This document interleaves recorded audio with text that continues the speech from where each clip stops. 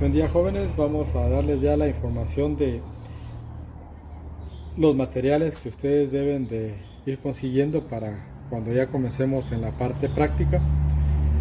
Lógicamente, pues a la par de los materiales tiene que ir ya la herramienta que ya se dio en un video, la información de los cuidados y qué tipo de herramienta deben de tener.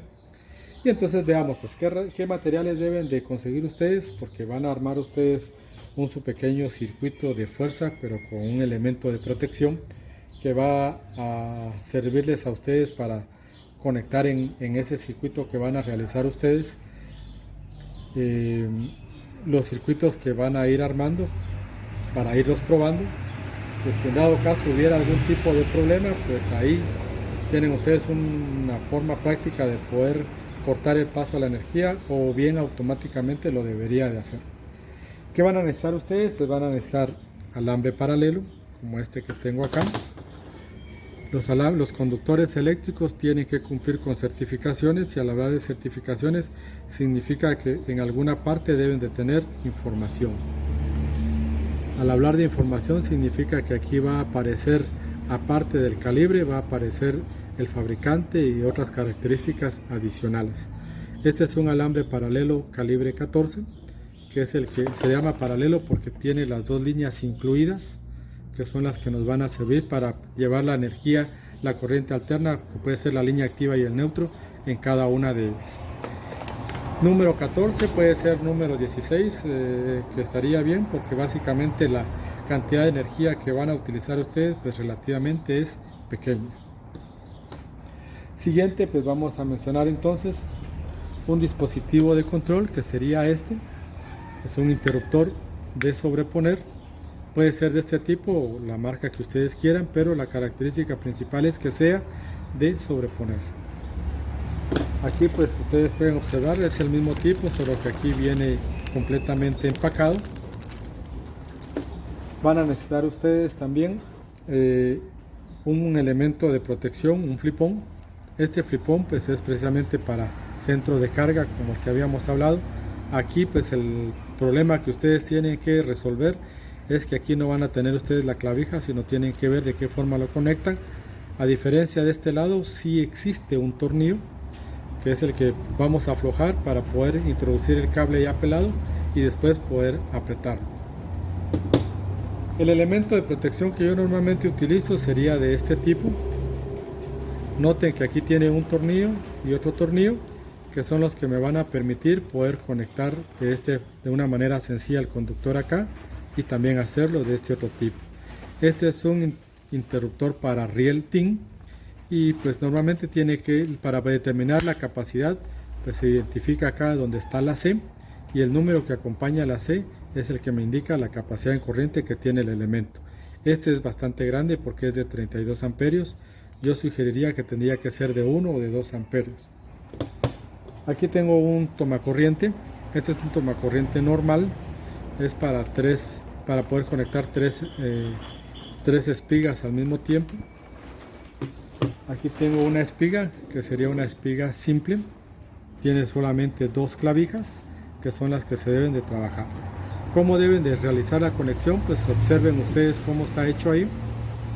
Este es el tornillo donde se realiza la conexión, y el alambre está doblado hacia este lado, hacia donde se mueven las agujas del reloj, porque hacia ese lado es donde se mueve el tornillo para apretarlo.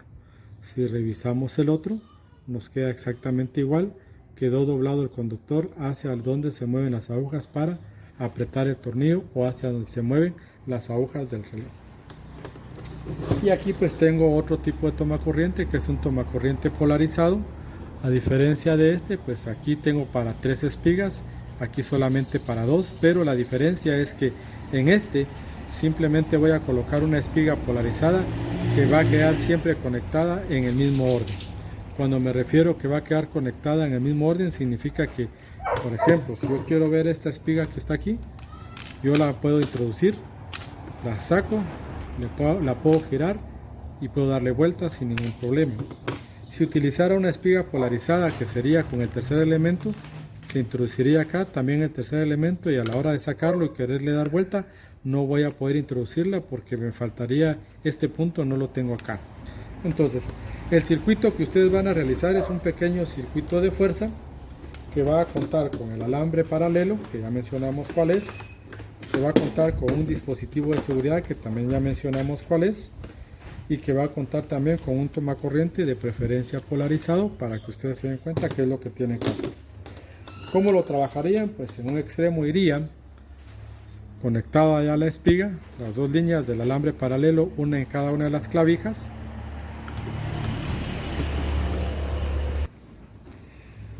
En el caso del tomacorriente, para poder abrir y tener acceso a los puntos de conexión, van a utilizar ustedes un destornillador de castigadera plano.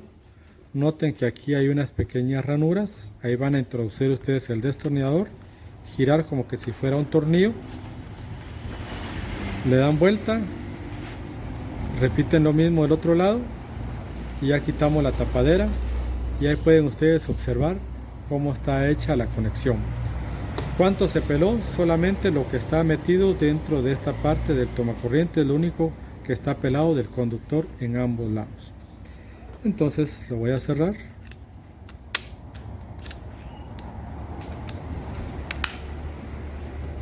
Si quisiera destapar este otro, pues básicamente es exactamente lo mismo.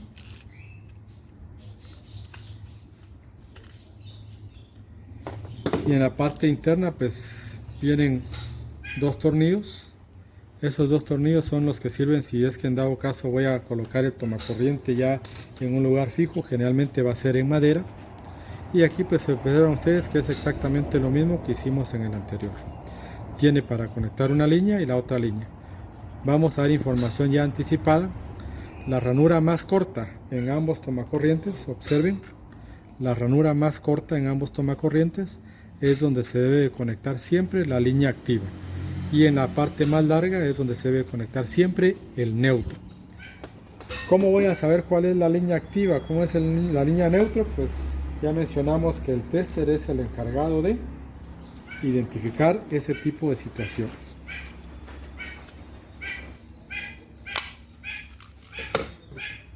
Entonces el trabajo ya terminado. Para su pequeña extensión que ustedes van a realizar, pueden observarlo ustedes acá.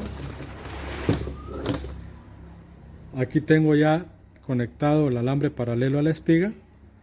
Sigamos el recorrido.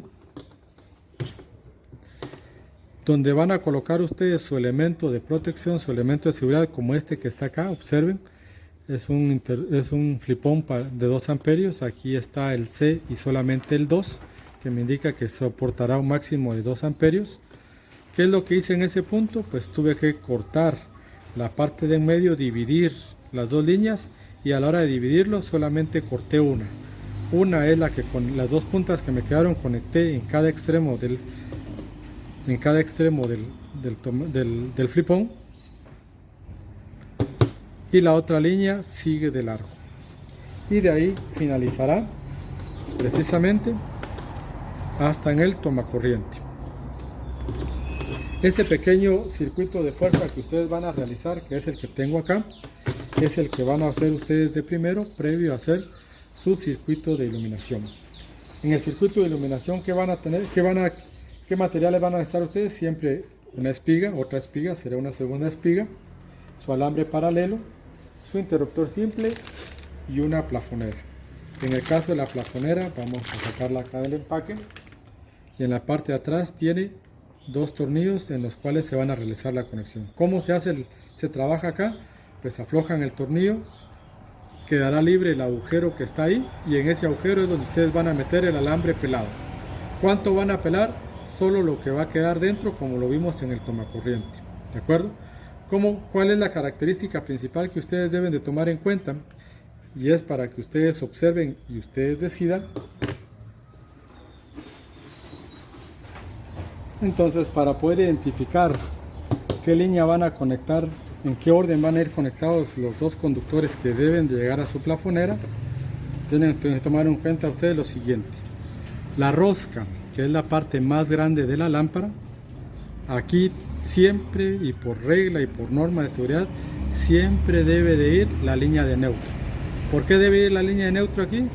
Porque el número 1 está en un punto elevado, a veces es un poquito difícil poder llegar ahí, y si la lámpara está quemada a la hora de desenroscarla, si está quemada no sabemos si el circuito está encendido o apagado, y a la hora de desenroscarlo posiblemente toquemos esta parte de acá de forma accidental y la otra mano esté tocando alguna otra parte del techo de la casa posiblemente, y ahí podemos tener una descarga eléctrica.